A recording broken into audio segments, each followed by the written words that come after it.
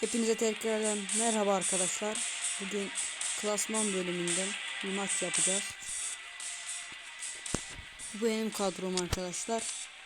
Rakip kadrosunda forvette Martinez, Messi vesaire arkadaşlar işte. Ve maçımıza doğru gidelim. Her zaman dediğimiz gibi bol pozisyonlu, bol gollü bir maç olur inşallah. Maçımıza doğru gidelim arkadaşlar. Arkadaşlar bu arada YouTube'a yeni başladım. Abone olup bana destek verirseniz çok sevinirim. Maçımıza doğru. Martinez'in vuruşlarına başladı. Bu arada arkadaşlar da iyi seyirler. İnşallah bol gollü maç olur. İndirdi Kroos. Martinez. İlk atak rakip takımdan geldi Messi. Donnarumma. Güzel tutar. Şimdi biz atak yapacağız. Eriksen verdi Ronaldo.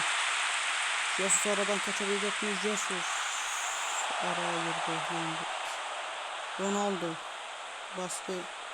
Ve bu baskıyı nasıl yapıyoruz dersen bak, baskı tuşunu yukarı doğru kaydırdığımızda çift baskı yapar.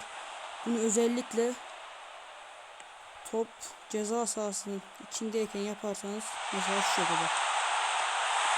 Güzel kurtardı Donnarumma. Arkadaşlar bu arada Donnarumma baklı, o yüzden onu kullanıyorum. Yani ben her zaman her sene kalbim Donnarumma arkadaşlar, çünkü baklı. Messi tekrar orta atacak. Arkadaşlar bunlardan karambolüyle top kaybediyoruz. Hadi Galat. Robertson'u dönecek mi? Busquets. Eriksen baskı yapıyoruz. Eriksen'le top alamadık. Hazard. Kroos girdi aldı. Gabriel Jesus hızlı çıkıyor. Jesus aradan kaçtı. Jesus'a basını verdik. Uçuyor Jesus. Jesus vurdu. Kademede kardeşim. Çıkmasın, oyun durmasın. Beckham. Arkadaşlar oradan Beckham mut veriyor yani. Beckham süper arkadaşlar. Mesela şu şekilde. Beckham vurdu. Ter Stegen. Şimdi başladı Ter Stegen. Joao Cancelo. Böyle Dejan Cancelo. Busquets verdi Martinez. Hazard. Tehlikeli geliyorlar. Top touch. Robertson kullandı. Beckham verdi Eriksen. Eriksen kaçan Robertson Ronaldo verdi Gabriel Jesus. Arkadaşlar Jesus kaçamıyor. Fiziksel temas kötü herhalde. O yüzden olabilir. Onlarına verdi Delight. Bir dakika. Ronaldo. Eriksen'i gördü. Messi. Oradan ortaya kaçsa etkileyebiliriz. Messi yaptı ortasını. Kötü. Ben bu kadar kötü bir orta vermiyorum. Uzaklaştırıyor rakip takım. Beckham kaçmadı. Beckham kendi gitmeyi tercih etti. Beckham kaçtı. Cancelo. Bunları Beckham şuradan dışarıdan atabilirse. Beckham vurdu, Ter Stegen. Arkadaşlar uzaktan vuruşlar ben seviyorum. Yani güzel goller çıkıyor. Cancelo. Hatta seriye soyunma odasına beraberle gittik. İyi bir değişiklik yapacağım arkadaşlar. Yos'un yanına falan alacağım. Güzel oyuncu arkadaşlar. Biliyorsunuz ki Bundesliga ile Bundesliga kaptı adam. Bundesliga başları arkadaşlar şu taktiği kullandı. Karanlık kaçıyor arkadaşlar. Sırada mı olmaz. İşte Deyim. Joao Cancelo. Ronaldo koşabilir mi? Koşamadı. Deyim geri verdi. Eriksen'in yanında kaldı top. Burada arkası dönüp top atarsa kötü atıyor. Bu şekil mesela. Şimdi iyi oldu. Haaland'a doğru. Haaland yeri Messi oynar. Messi. İçeri girebilse etkiler. Ronaldo. Nerede Eriksen.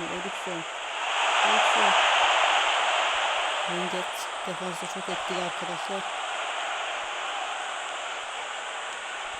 Hazard mı koştu? Hazard hadi. Böyle atladık adını. Robertson, Ronaldo verdi Eriksen'e. Eriksen kaçtı. Hata bende arkadaşlar. Çok vurdum. Az vursam üst direkten alt direğe gol. O yüzden hata bende şu an. Bu arada Haaland'ın uzaktan çekme füzesi de var. Özellikler de var. Çalmalar pek etkili değil ama. Hadi. Haaland kaçtı. Haaland. Erling Brand Haaland. Direğe bıraktı. Direkte kaleye bıraktı. Güzel gol attı arkadaşlar. Bu arada arkadaşlar Haaland yedek forvet olduğu için girince faydası da büyük oluyor. Yani Haaland yedek forvet özellikleri var Haaland'da. Busquets. Jordi Alba.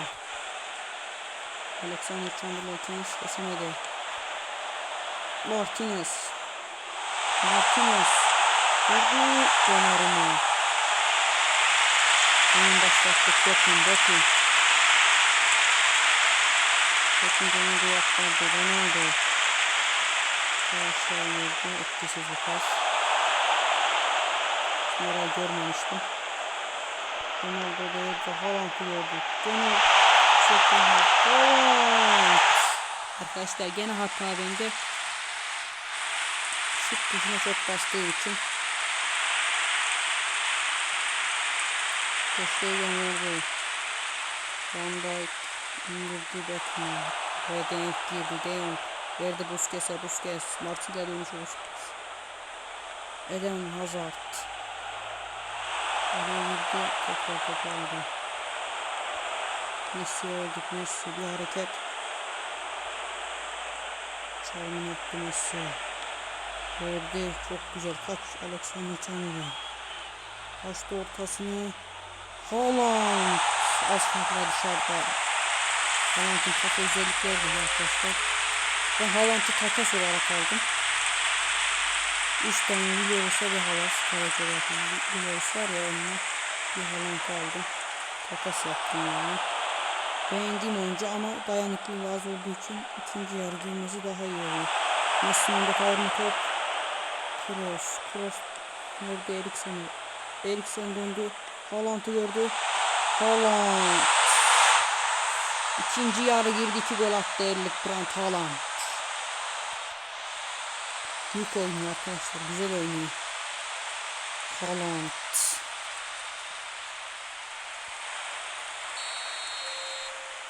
Busquets. Verdi Pique'ye. Joao Cancelo. Messi. Girdi Robertson araya. Ronaldo'ya hızlı oynadı. Ronaldo. Ceza sahasına girmeye çalışıyor Ronaldo. Arkaya çıkarttı pasını. Robertson. Büyük ihtimalle maç bitiyor. Evet, maç bitirdi. 2-0. Üstünlükle maçı tamamlıyoruz. Arkadaşlar bu arada yeni bir mail geldi. Onu da göstereyim de. Arkadaşlar. Yeni bir mail geldi. Onu da gösterelim. Deneyetten sözleşmesi bittiğini diyelim.